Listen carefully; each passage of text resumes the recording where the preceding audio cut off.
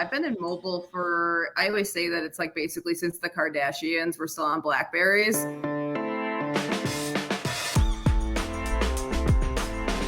I recently read that advertising is the art of making you feel like you have wanted something all your life that you just heard of 2 seconds ago. Welcome to Mobile Heroes Uncensored, episode 7. My name is Junkets here, and my co-host is Peggy Ann Saltz. Today, we're talking about agencies, how they work, where they fit, what happened to the 3 martini lunch, and how they are adapting to life on data.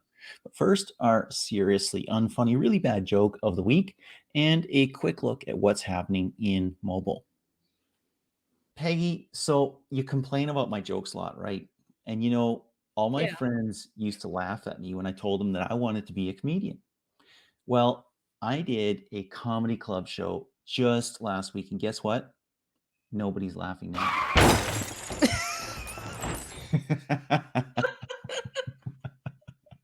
I love the way that can be taken 2 ways. So I am saved the pain of turning that around slightly and sarcastically. You've done it for me. Thank you. Awesome. But hey, enough joking. Apparently, we have some mobile news. Peggy, what is new in mobile and marketing? Well, it was the battle. It was like the battle of the Titans, wasn't it there for a while, John? Right? Apple versus Epic. You know, what is going to happen? Who's going to win? It was Epic. Now that is actually, I'm sorry, John, that is epic because that is a game changer. What was really interesting that came out was that Apple Senior Vice President Phil Schiller questioned the 70-30 rev share split for apps in 2011. 2011. And he said in an email that was shared in the trial, maybe after we get to the point of making about $1 billion a year off the App Store, maybe we drop the Apple percentage. Well, as we know, that never happened, right? But even though the App Store is making around $15 billion a year right now. But it is interesting. And, I have to say about Phil Schiller, I don't know if you ever felt this way, Peggy, but doesn't he have the perfect name? He's a marketer and his name is Schiller. I won't go there, but yes. Exactly. And just wait that 1 decade, 2011, 2021, we'll get there. We'll reassess, Maybe. maybe, or maybe they'll just be pushed to that direction.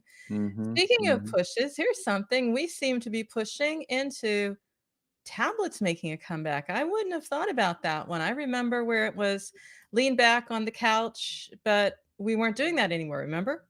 Well, we were leaning back in the couch, we had this little thing in one hand, not this bigger thing in 2 hands, and it's kind of Yeah. interesting. I actually bought a tablet for the first time in about 6 years. I bought one of the new Apple tablets with the M1 chip. It's killer fast. It's doing amazing things, LiDAR and, 3D imaging stuff like crazy. But this is interesting and it got me kind of curious. So I checked the data. So they were super hot, as we know, in the early 2010s, right? They cooled off Mhm. for a few years, but now they're back up to 40 million units a quarter for the first time since 2016. And guess what? Samsung is rumored to be releasing a Giga tablet. Now, that's my name for it. I just invented it. They're surveying their mobile customers on a new product that is 14.6-inch screen, an OLED screen. I mean, it's just, if you're done watching Netflix, maybe you can do a workout with the thing and just lift it up repeatedly. Yeah, then you have Amazing. to be a couch potato if you think about it. You're like, you're gonna do your exercise, don't feel guilty, and then stream. So I can see it. I can see it. Absolutely. Maybe it's an Asia thing a little bit because Lenovo just launched a 13-inch tablet that doubles as an external monitor. It's $500, only Mhm. available in China. But, bigger is better. We know that the Asian market has been amazing for the big phones, right? Those Yeah. two-hand phones. Maybe the same thing's happening with the tablet market. The only thing I can imagine, because I see this in my own home, maybe you do too as well, John, because it's been locked down, so it's like the fight for any sort of control over screens, is on. And then you don't really want to watch it like that. It's not really that cool, you know? No, And then no. I watch foreign films, so I'm like totally into you know, Scandic noir, right? So the subtitles are just not going to work for me at all. It's like, No. no. So I can see it, but still, um, Yeah, come back. I don't know. I'll leave that one. I'll leave that one to you. Another one. Okay. Another one. Maybe another comeback. Possibly bigger and better than before. Hopefully not as breakable. Foldable phones. What Yeah, do you make of that one? exactly. We saw that obviously like a year ago or more, and it was kind of, Samsung had the mini disaster, right? The foldable phone that doesn't Yeah. really work, the screen that kind of fails.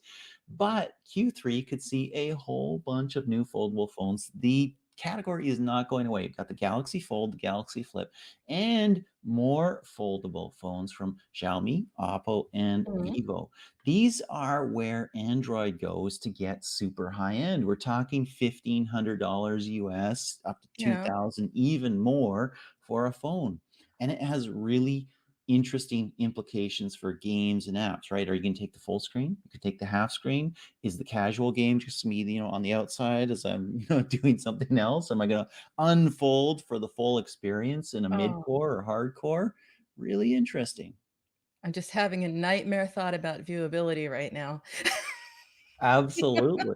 I'm Absolutely. just having a nightmare thought because there are several pages of metrics around the viewability of ads, right? And this is going to add a couple more because was it viewable on one half of the whole screen, one half of the whole screen? We can go on, John. That's what I love about this industry. There it just never stops. It doesn't. It is interesting. Android 10 does provide more support for foldable devices, resizability, Mhm. continuity between screens, making apps work wherever they're visible. So maybe that has some benefits for showing what is visible on the screen for ads as well. But I don't know. I'm not sure I'm ready to go foldable and risk having my screen break.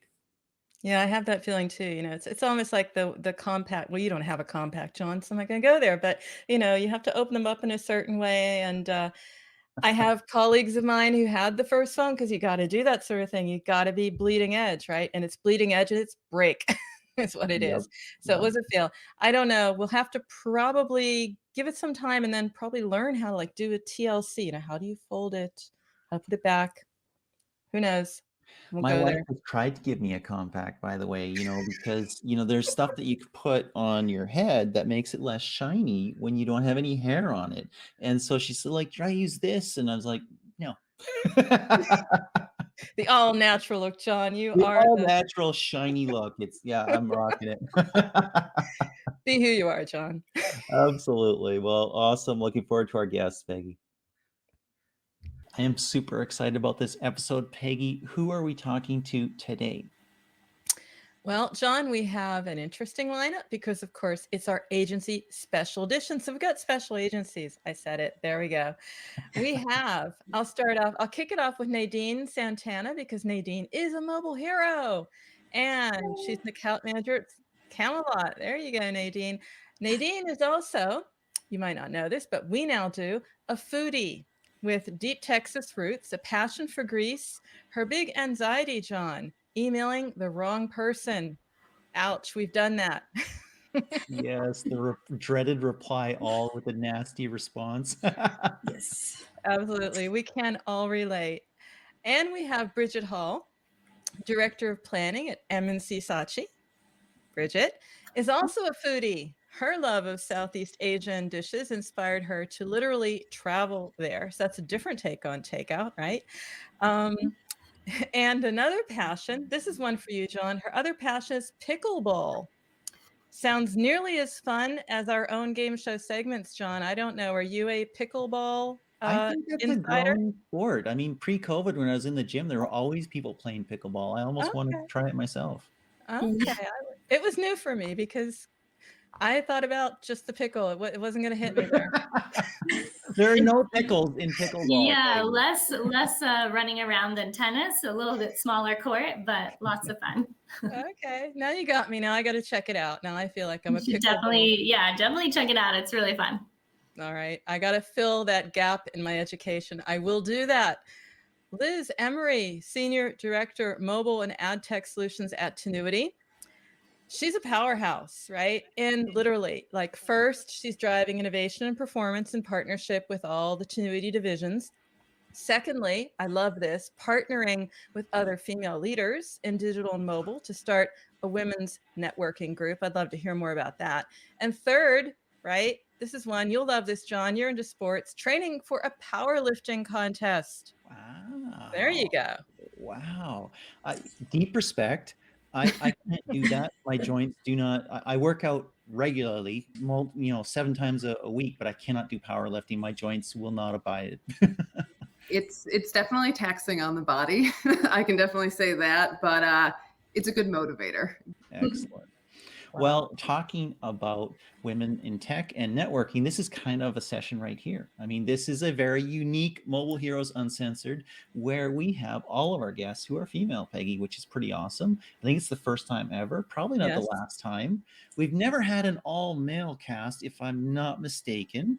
That But won't happen, John, because I'm always here. exactly, exactly. But it is great to see. Bridget, let's kick off with you. And we always want to kick off with something a little bit fun before we ask you the real question. What was the most exciting project you were ever participating in?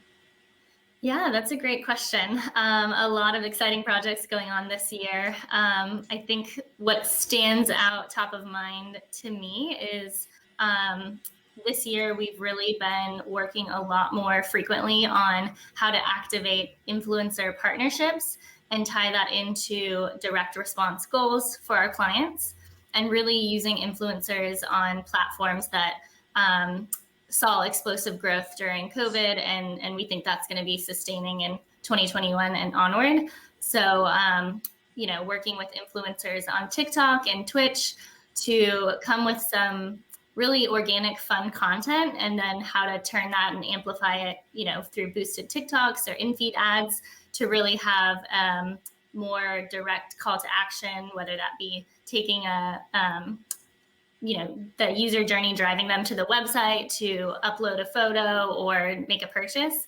And, when I started in this industry 10, 15 years ago, we were using influencers as really upper funnel tactics. And you'd be thrilled to see like high engagement rates or how many comments and likes you get on a post.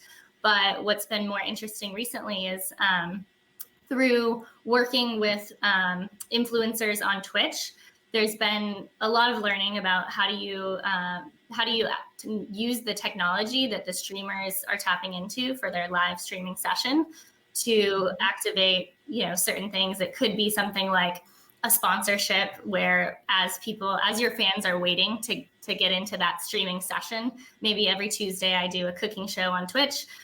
We can actually have brands come and engage more during that cooking session and have the influencer, when they're, mid-show, they might stop and have an overlay on the screen and turn that into almost like more of a gamification experience where if our KPI for the strategy is to have the streamers and the fans go to a certain website, we can link to that website and it'll show you live during that streaming session how many people participated, what food are they cooking, how many apps how many app downloads did you drive?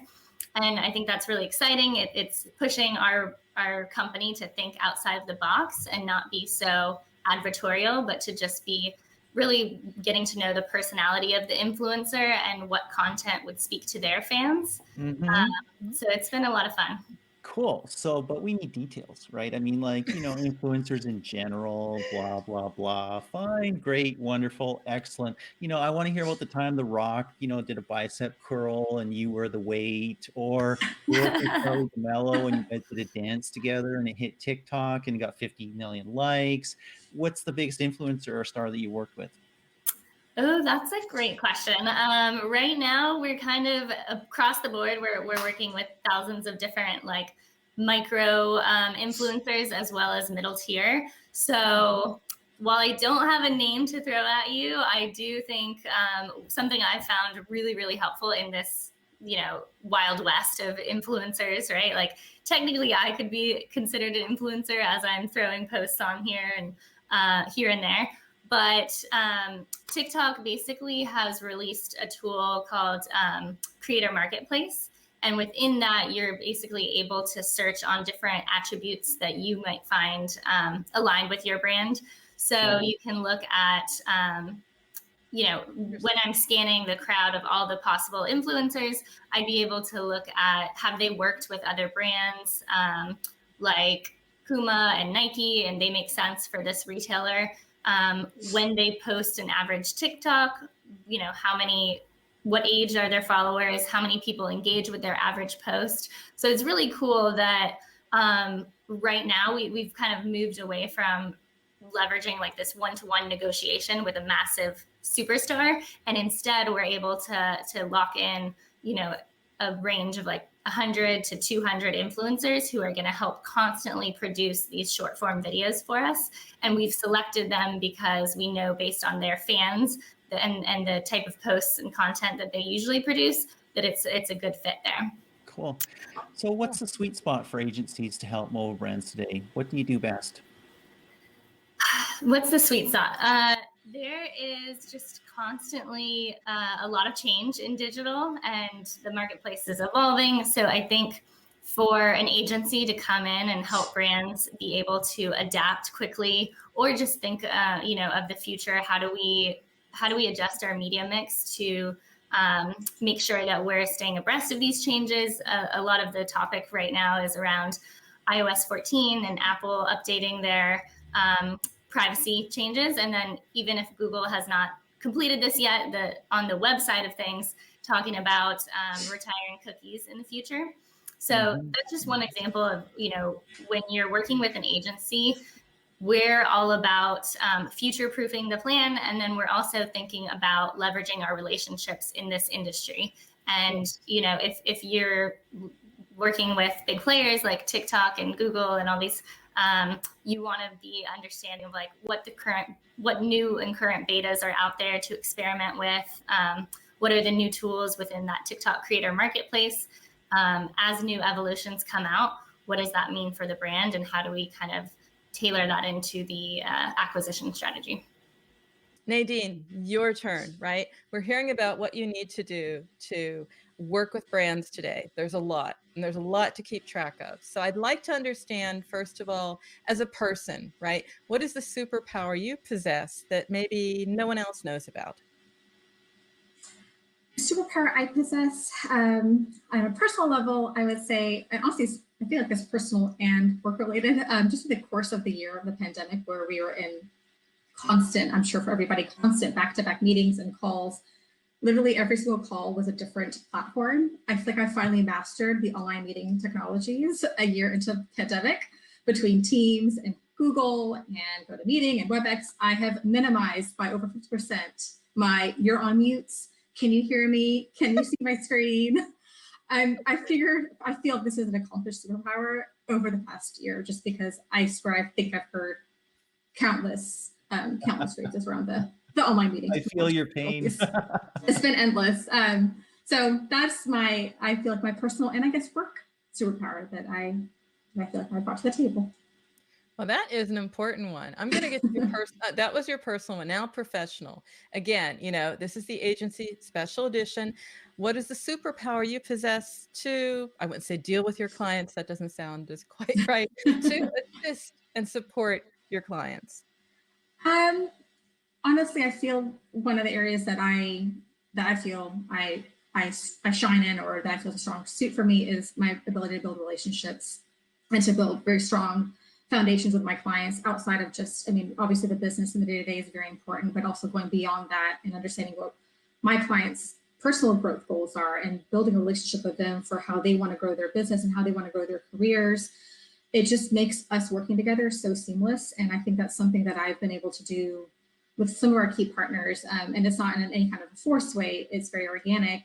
But I feel like it lends itself to helping us work together very seamlessly and like we're all on the same team versus a client and agency partner relationship. Mm-hmm. I'm seeing you shaking your head in agreement all the time, Liz. You're like, yes, I'm a people person. I'm a people person. So I'll turn to you. You obviously love your job. You love people, but hey, people are human. Tell us one thing that drives you absolutely nuts at work. That's the really fun question. No, I do love my job. I've been in mobile I always say that it's like basically since the Kardashians were still on Blackberries. That's when I got into like the mobile space, if I can age myself a little bit there. Yeah. But in terms of what I don't like, I think going into an agency, you know kind of what you're getting into with like longer hours that can drive you crazy. But the positives of the agency life do, in my mind, outweigh the negatives that can come along with that, right? I think there's no mystery of like when you're in an agency, some days are going to be longer than 9 to 5, right? And you kind of sign up for that. But like I said, the positives of like the work hard, play hard, the relationships, the exposure to different verticals and clients and tools and everything kind of make that worth it. Okay.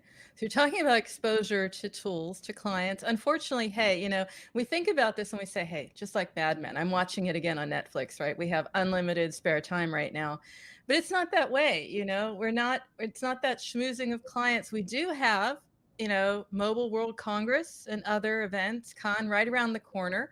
What does management of clients look like now? Because we're in COVID, it's quite different. What are you seeing? What are you getting prepared for?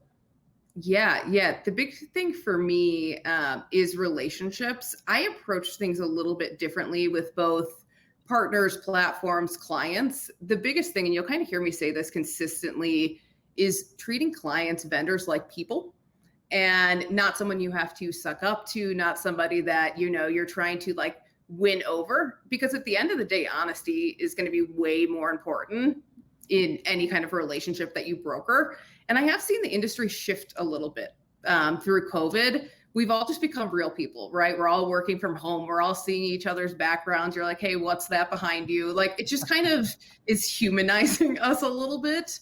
So I think for me, I've been going the route of like, let's create a relationship. Let's create a friendship, because we all go through hard times. We all have hobbies and things that we do outside of it. So I've seen a shift away from that schmoozy Mad Men drinking at noon, even though that's less fun, but the drinking at noon lifestyle, more to the, hey, like, how's your dog doing? I can see him in the background. What's going on in your life? It just builds a better trusted relationship long-term. So I honestly feel like that's like the positive of this whole thing, is that schmoozing lifestyle can't really, you know, reign supreme like it used to.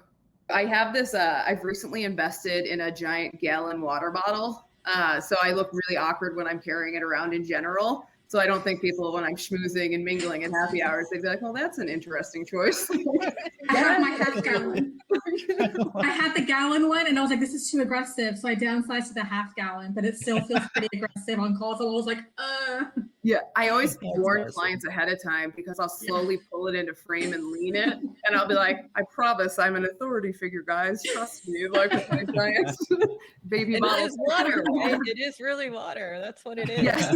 Otherwise, I'd be in real trouble if that wasn't water. Like, and we have to take your word for it. yes. Okay, well, you know, as you know, if you've watched any of the episodes of Mobile Heroes Uncensored, we think that if we're all work and no fun, we just can't do that. We can't have that. I mean, you've got to have some fun here. This is the agency segment. We want to have some fun with you. I think we might get something different out of this. We do a segment called Macronym. It's mobile acronyms, and you know, mobile has a lot of acronyms, right? And I feel like we might get something different from the agency side. So what is one acronym you recently ran across that you think no one else here might know? And Nadine, we'll start with you. So one that I've come across, and it may be more popular than I realized, but the SOLOMO, social local mobile. Yeah, I'm saying it, but then I just thought it was kind of just a random one that I saw. So that's one I've come across. I thought was kind of there you go. But next time, don't tell people what it is, because we're going to ask them if they know. I ruined it. I was like, I was learning something here. This was interesting. Exactly. Liz, let's turn to you. What acronym have you recently run across that you think maybe nobody else here knows? Yeah, so I wouldn't say I recently ran across it, but one that I find really interesting is ARPU. I remember when I started in mobile, I was like, what does that mean? And there was different variations of it, but I'm, you know, hear it a lot more, but that's definitely one where I was like, well, that's a little wacky, because I just had no idea what it was. Oh, so should we have test time? I mean, Bridget, Nadine, what is ARPU?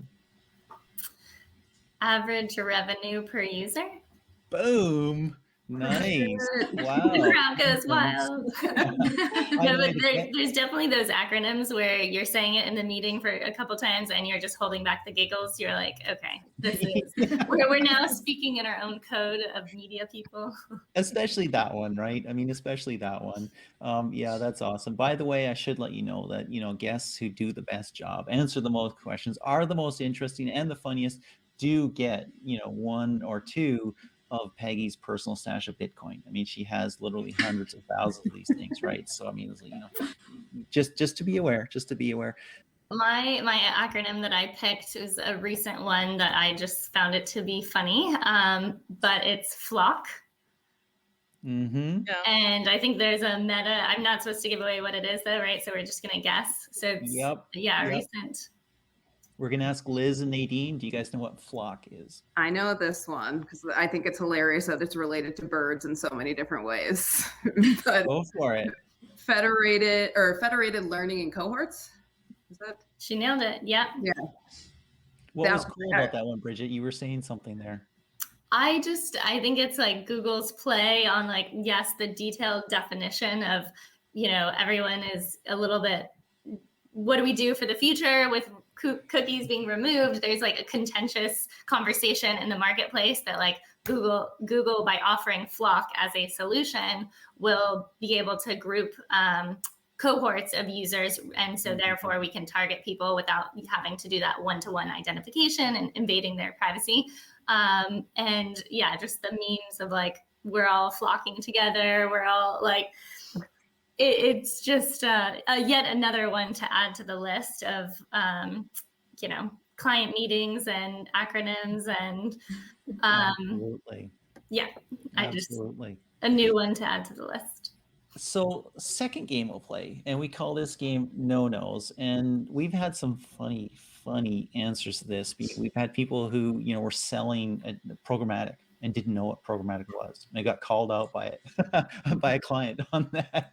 What was the question that you were most afraid to ask when you're brand new in mobile? And I think, Nadine, we'll start with you. What was the question you're most afraid to ask when you're brand new in mobile?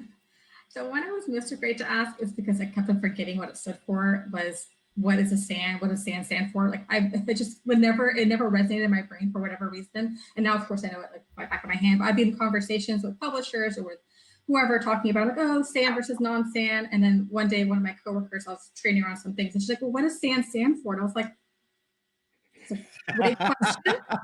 Glad you asked that. Let's Google that real quick."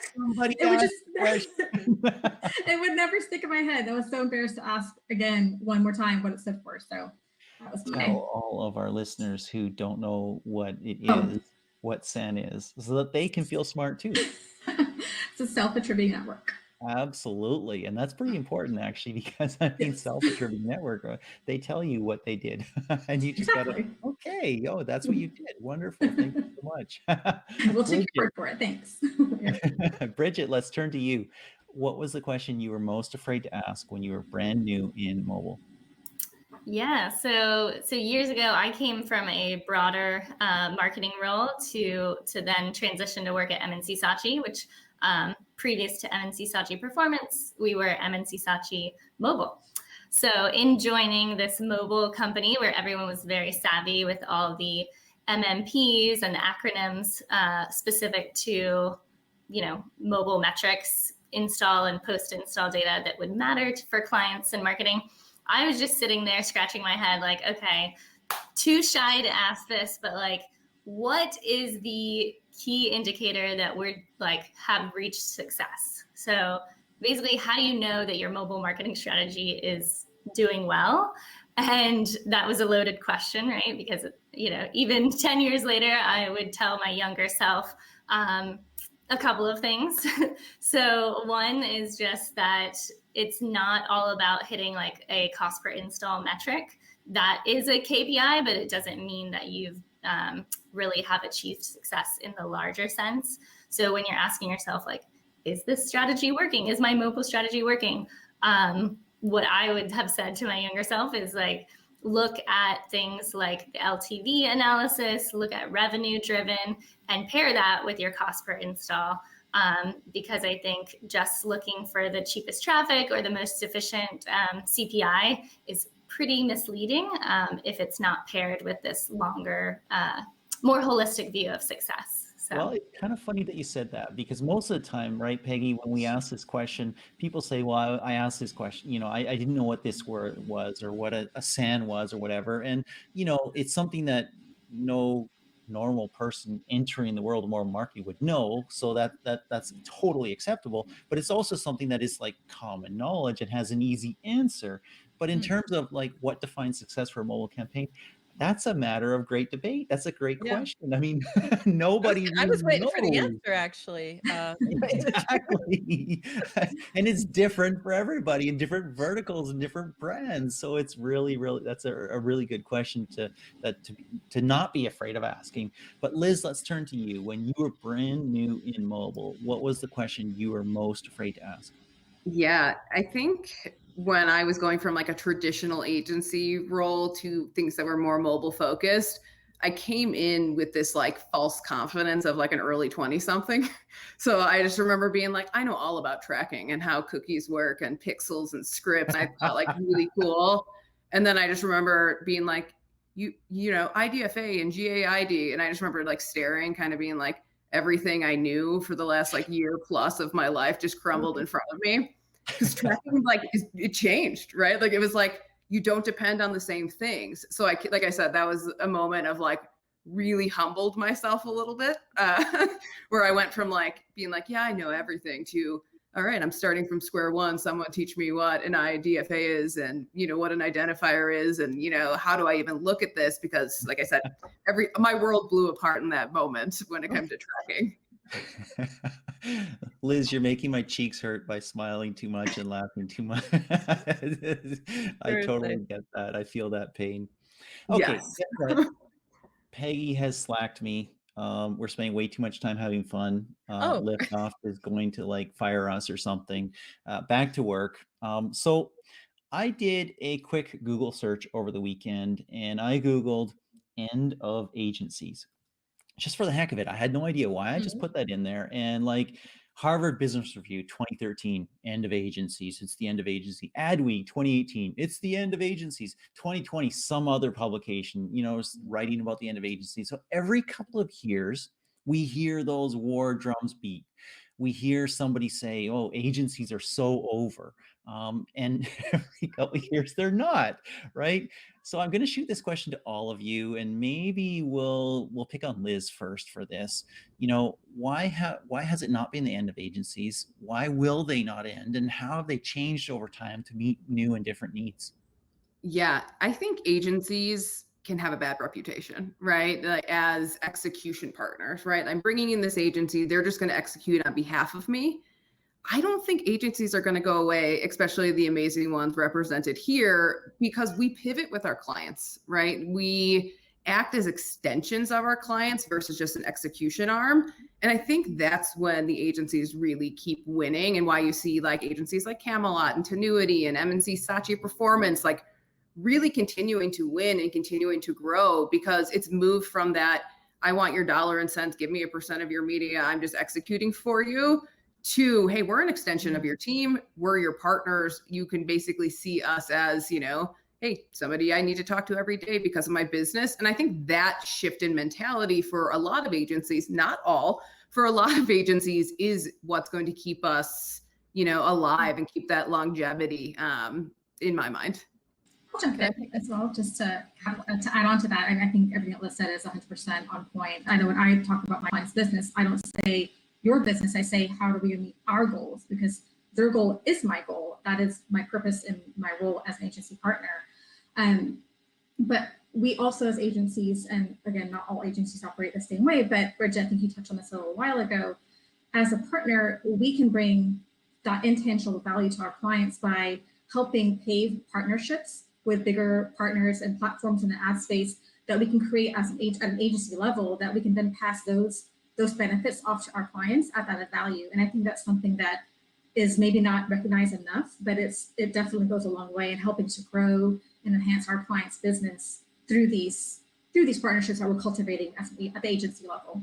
So that is really interesting, Nadine. And what we've also seen in the last 6 to 12 months is as we move into a privacy safe marketing measurement world, we're having to rely less on advertising identifiers and granularity in results. And so the pendulum is shifting a little bit from performance back to brand potentially. And what I've heard from the very best marketers, I mean, literally just did a webinar with the person who leads growth at EA and the person who leads growth and user acquisition at Gameloft. And they're much more interested in doing brand because that provides that positive spillover effect that actually makes performance much cheaper. Super interesting things, Peggy. I was just going to say, I'm doing a different webinar, maybe like bookends here, but that was exactly it. It was talking about not just with games, but also with other brands that were really hooked on short-term performance. And it was from the Mobile Marketing Association, was how to work with agencies, how to work with your ad tech partners, and coming from major brands and saying they want to work with them differently because it's all about the creative, it's all about branding, and it's all about a consultative approach. So yeah, it's not execution, or at least that's what's going to keep you relevant for a while to come. Cool. So on that note, we're looking at opportunities. We're looking at what your role is. Again, seeing huge move to privacy kicked off by Apple. Talking about the opportunities for agencies, yes, there's one for you there as well. But where do you see the biggest opportunity overall on the horizon? You know, we hear so much about social audio as one example. Streaming is another. You're nodding so much. I know you want to say something, Liz, so I'll start with you. You must want to weigh in on this one. Where's the opportunity on the horizon? Yes. I am a privacy crazy person. So I actually partner with a couple people at Tinuiti to lead our privacy practice and how we're future proofing our clients. So you saw that enthusiastic nodding. But I think there's a couple things that we think about a lot in terms of diversification of channels. Influencer is a big one that Bridget talked about a lot earlier. That's a big one we're seeing tremendous growth in. OTT is another one that I think, because they have a little bit of cushioning from the privacy changes, right? Being dependent on IP address and, less impacted by the cookie and IDFA changes. So I think that's another big channel. And then in terms of performance based, with everything going, Peggy and John, to your point, to awareness and broader reach type initiatives, lifecycle marketing and first party data. You're going to hear me that's like my thing. That's what I talk about a lot right now, because you bring people in. How do you keep them there? How do you keep them converting towards your goals? Because yes, you can bring people in all day, but you don't have the same means to retarget them. So I think keep your eye on lifecycle and first party data, and brands and marketers that aren't doing that right, they're going to have a harder time with all the privacy changes happening now. Yeah, I think adding on to Liz, Liz named a few of those opportunities, but OTT has been something we are hyper focused on and having a lot of fun with. There's, some major players in the space, Roku, Amazon Fire TV, etc. We heard recently that Roku and Nielsen have also expanded their partnership. So it's almost like that we're leaning into more and more capabilities on the OTT side across both interesting ways to, cut up your audience segments and target someone, or experiment with different target markets that might be relevant for you. And then when it comes to outside of just targeting capabilities, measurement, OTT is like a super scalable way. Like I think in, the digital people like me would have sat on a completely different floor than someone who's doing like linear TV or just video completion. And so for us to be able to buy OTT and CTV programmatically and still be able to map that back to, a story for the client of behavior and how we were able to affect that behavioral change. So after exposure to the CTV ad, it's really exciting to see looking at your website traffic and correlating any uplift there based on the CTV, or even, it's been I think at this point in time, the MMPs have also caught up to expand their technology in the same way that the OTT inventory has taken off and evolved in terms of targeting. So now we can look and see, that correlation of people who are seeing the CTV ad and then installing your app on iOS and Android. So this opens up more opportunities as we might have to shift away from some of those, mobile specific partners where their tracking is now limited due to these privacy changes. Mm-hmm. I'm Nadine, just wondering how how many minds oh. Bridget is blowing right now among people who are new to mobile marketing and to digital marketing. She's going OTT and MPP and IDFA and all these other acronyms, and somebody else is having a Liz or a Nadine moment. And like, what does that mean? Speaking of Nadine, we're going to ask you, because you're going to go from superpowers to super opportunities. I have to hear you weigh in here. Oh yeah, absolutely. I mean, these are definitely areas that we're expanding our media mix to 100%, not only just from a measurement standpoint, but also just that's where the users are going. OTT numbers are scaling up and up year over year. I mean, linear obviously is still a huge part of the mix, but you can't deny where OTT is making an impact across obviously all the different devices and all the different channels.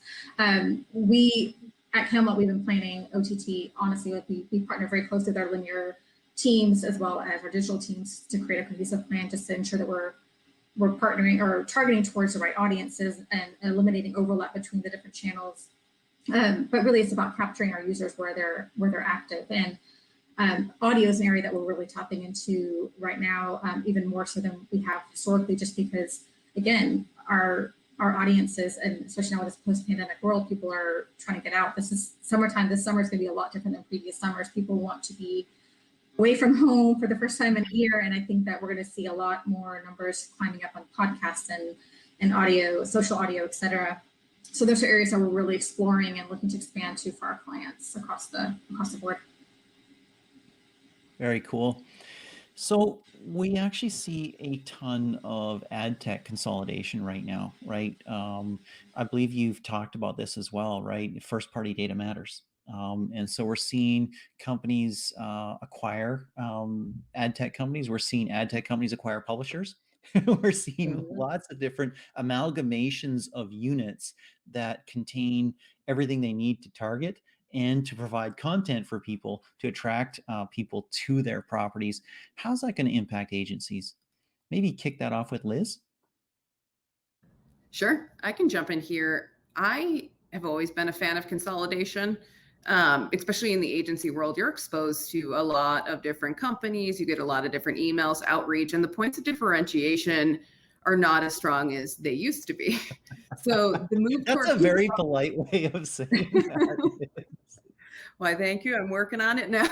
I think in my mind, I think there is going to be a benefit for clients and agencies with this consolidation because it allows you to build those stronger relationships and partnerships and really go in deep with the partners versus, hey, I'm working with 60 different partners, casting a wide net, running on the same inventory and getting the same things and competing against myself. Like I said, I think that consolidation is kind of where we've needed to go for a while. So I'm on the train of let's keep going. So I'm a fan of a lot of the consolidation. And John, to your point too, a lot of the first party data things are becoming really important. So I think we're going to see more in that realm really, really soon.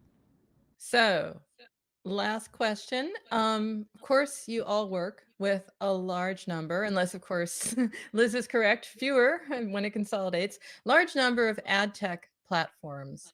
What are the attributes of your best partners? I think I will kick it off with you, Bridget. So the best partners out there that we work with really are able to help us understand the ability to reach certain targets and have context around user behavior, whether it's on that publication or that app or through their inventory and the way that they're accessing users. I think that transparency is huge here. So being able to understand insights that are valuable, where the ads are being served, and how this leads to a better user experience for customers.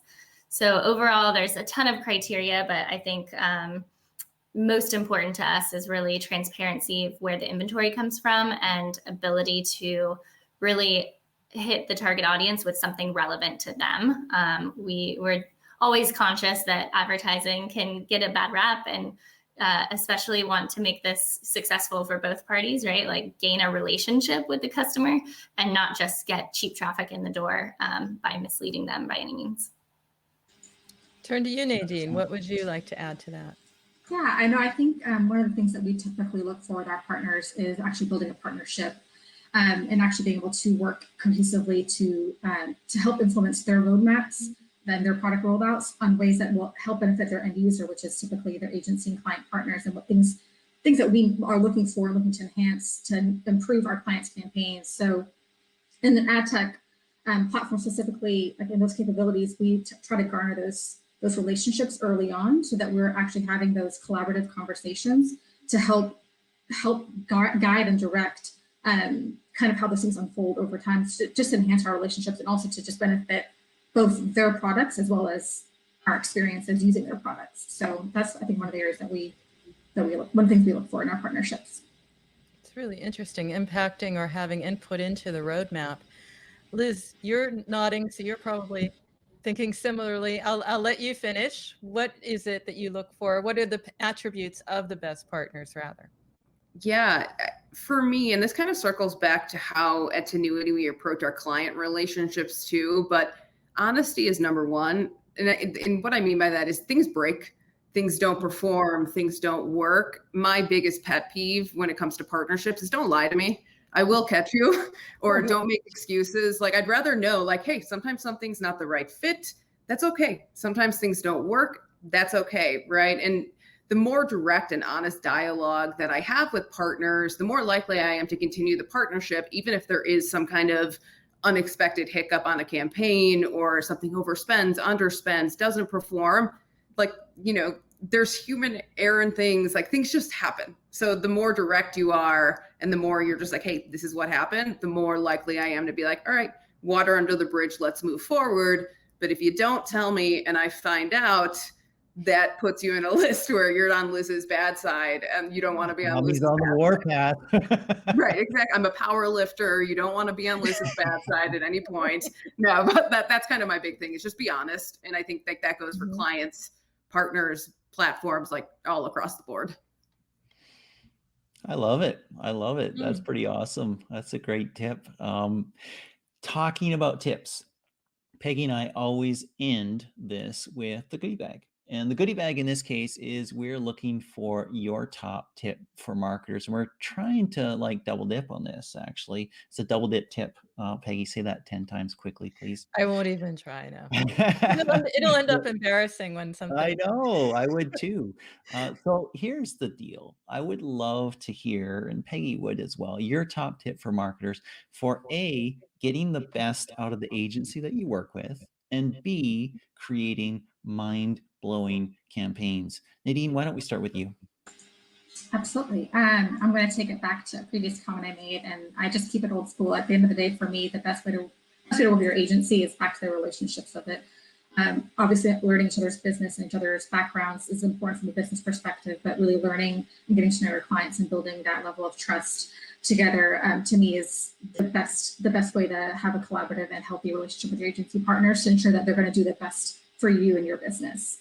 And in terms of mind-blowing campaigns, honestly, diversify. It's great to have your tried and trues, your evergreens, and your continuous place that you have in the marketplace, but there's always going to be something new coming out. And it's good to know to obviously keep things fresh, but also know when being first to do is the right move for your partners, and when it is, double down on that and just get their presence out there and kind of make a big splash. But just constantly kind of having fresh things into the mix. For our partners, when we plan everything, we have our baseline plan that comes in month over month, and then on top of that, we add in maybe one to two partners either per month or per quarter, depending on how big we're going, and just try to expand and help kind of grow their presence across different platforms. Excellent. Bridget, turning to you. The twofer is getting the best out of your agency and creating mind-blowing campaigns. So, on tips for getting the best out of your agency, I definitely agree with notes from Liz and Nadine, but overall, it's a collaborative approach to planning. So I think being candid and open about what you know versus what you don't know, but aspire to know. So using data and really speaking with your customers, whether they're your most engaged users or your churned users, to find out what it is about the brand that really resonates and areas you could improve, so that then when you're looking at putting together a marketing strategy, you've tailored this and you're not just talking at someone, you're really hitting the mark in terms of motivating a change in behavior. Separately, a little tip, it's a loaded question, how to create a mind-blowing marketing campaign, but I think that for us, we're seeing a lot of cool ad tech in the creative space where you can get a lot more experimental in like performance-driven creative. This level of personalization is always something we're working towards, rather than just assuming that everyone, regardless of their, gender or age or location, is facing the same type purchasing decisions. The truth is they're not. So we've been really experimental with using, whether it's through programmatic platforms like DV360 or testing guys like Celtra and other creative automation tools to tap into personalization. And that's really elevated us, I think, in our strategy. And then another tip for mind-blowing campaigns is just going in with the ability to have a little bit of fun and experiment. I think I've learned that a lot with the influencer campaigns, is that we used to be a little bit more buttoned up with brand guidelines and really black and white list of what you can and can't say in an ad. And what we're finding with this new landscape and new generations of consumers is that it's okay as a brand to like stand up for something or to have more of a personality and to show that in your advertising. I love that. I could just see you guys coming with a list, a 10-page list of, this is how you treat the brand, and here's where the logo goes. These are the colors. Right, yeah, like the influencer going like, whatever. Right, yeah, we went off script. It's like, there's no script here. Yeah, exactly. Liz, last kicks your dual top tips, getting the best out of your agency and creating mind-blowing campaigns. Yeah, I think my tip for best out of your agency goes to the agency and the brand itself is don't be afraid to say no or question each other. I think a lot of the time being on the agency, you have agencies that will nod their head and be like, yes, we can deliver that. Like, don't be afraid to say to your brand, like, no, that's an unrealistic goal. You shouldn't be doing X, Y, and Z. As brands, if you get something from your agency, don't be afraid to be like, actually, I want to do X, Y, and Z, right? I think sometimes there can be a fear/power dynamic thing, and it goes against how we like to function. Like I said, we're an extension of your team. We're your partners. Like, let's talk things through. So that's my best advice, right? Like, don't just go off of the word of either person, like challenge each other, because that's how you're going to get the best results. And then in terms of mind-blowing campaigns, the biggest thing I'm always telling, our teams here at Tinuiti is never stop testing.